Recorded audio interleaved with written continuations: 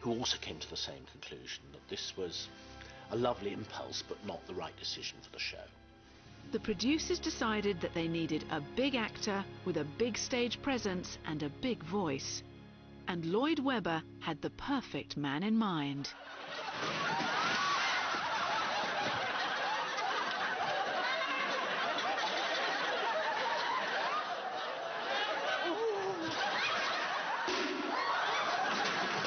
Michael Crawford was well known for his TV comedy role as Frank Spencer in Some Mothers Do Have Them. Left together, point. And right together, point. It sounds as if I'm sort of claiming the credit for everything, but well, I'm not really, but it was my idea to go to him. I knew a bit about his singing voice, and his singing teacher was Sarah's singing teacher too, you see. So I was able to build up a bit of a picture about him. Early one morning, just after the sun was rising, I heard a maiden singing in the valley below.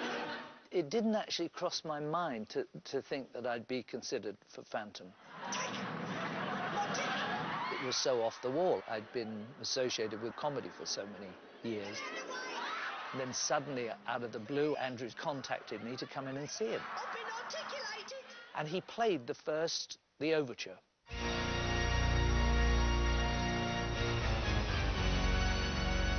And the hair stood up on the back of my neck, and I could feel this man.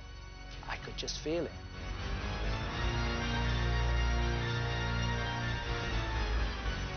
Andrew called me. And he said, I have an idea, Michael Crawford. Wow. Can you fly over? I flew over. He hadn't the faintest idea who I was, and Andrew had blown my trumpet for me and said, oh, you know, we've got to use him, Hal. I mean, I think he's just perfect. And Hal's going, well, yeah, you know, like, who is the guy? And don't forget, smile. And then I had to sing for him. Nighttime sharpens, heightens each sensation. Crawford had been practicing the Phantom's theme for weeks. And Andrew said, well, it was wonderful. And knowing you, he said, I know you're going to work so much harder on it. I thought, what? I've been doing 6 hours a day for 2 months, and I thought, that's the best it's ever going to be, Andrew. So I said, yes, Andrew, yes, absolutely. I'll be working day and night on this one. Steve Harley was blissfully unaware that he had a rival. Everything should have been hunky-dory, and it should be ready to be announced by then. My agent called me and said that I think Cameron McIntosh, as I recall, had called him and said the deal's off.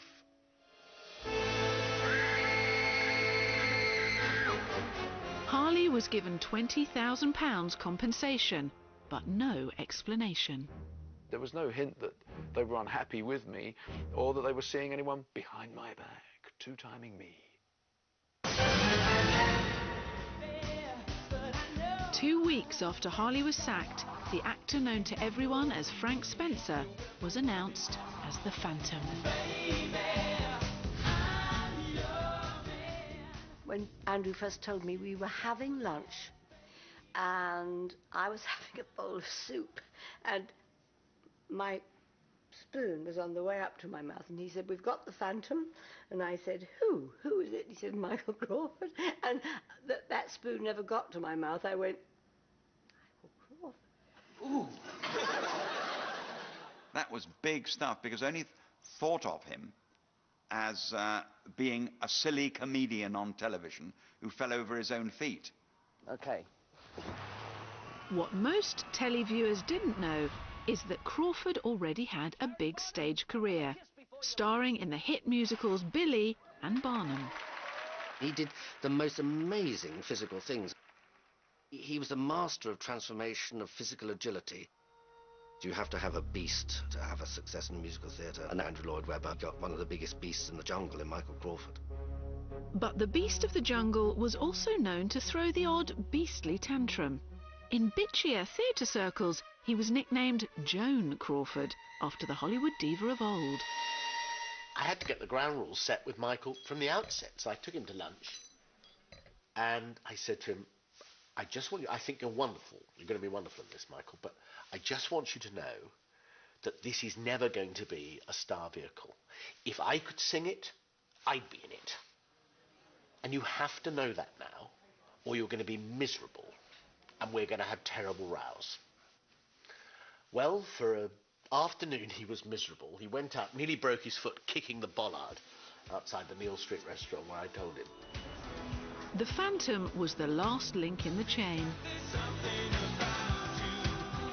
Auditions for the other parts had been going on for 3 months, with cues like a pop idol casting. I'd done auditions before, but it was something about this one. There was a different vibe that I've never experienced before or since. There was something about this show that just made you think, wow, this is something special. So what we call a cattle market. Yeah. Audition, you know. Hundreds of people came, and so we did. I think the first one was at Sadler's Yes, Wells. that's right. There's thousands of us there, wasn't there? And then gradually we got called back to sing. About 6 times, I think. Yeah. One actor was hoping to get the part of the stagehand, Bouquet. Please, monsieur, don't look at me. As God's my witness, I was not at my post. And I was shaking like a leaf. I really was shaking like a leaf. Eventually, we lined up. And they said, you, step forward. We've been told, you are the core member of the Phantom of the Opera. But the Phantom had yet to look like the Phantom. Making Crawford look grotesque, yet sympathetic to the audience, was the task facing the makeup artist, famed for his work on the film The Elephant Man. So this is the room where I do the modelling and sculpture and the design, really. And this is where Michael would sit and I'd be working on him. I came up with this arrangement here, which is cunningly designed to cause the minimum interference to his singing at the same time as producing some sort of sympathy. By lifting this upper lip here, it tends to give him something to try and pull down against. So you've got a bit of a conflict going on there.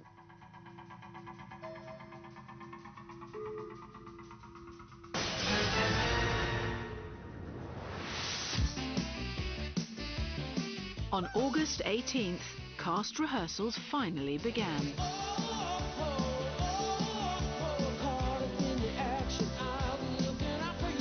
Over the next 2 months, this world-class collection of talent and clashing egos would strive to bring Phantom to life.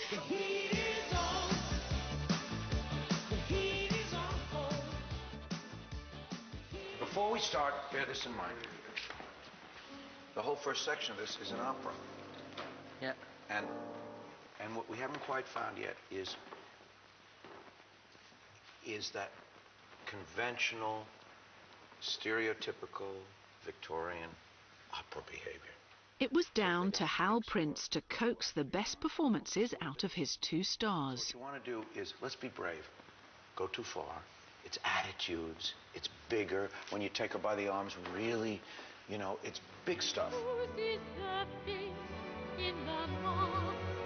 Crawford had the added challenge of performing with half of his face covered by a mask.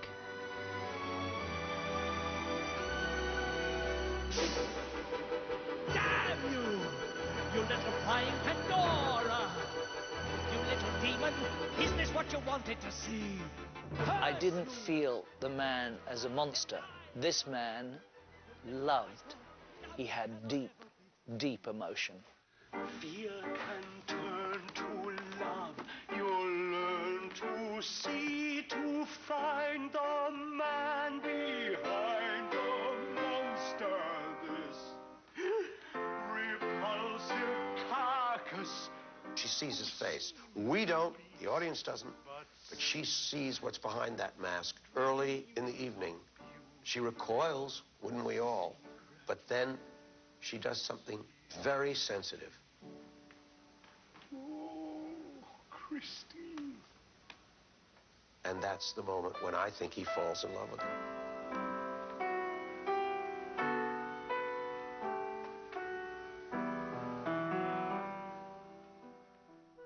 The choreographer Gillian Lynne was assigned to help Crawford, even though she'd been suspicious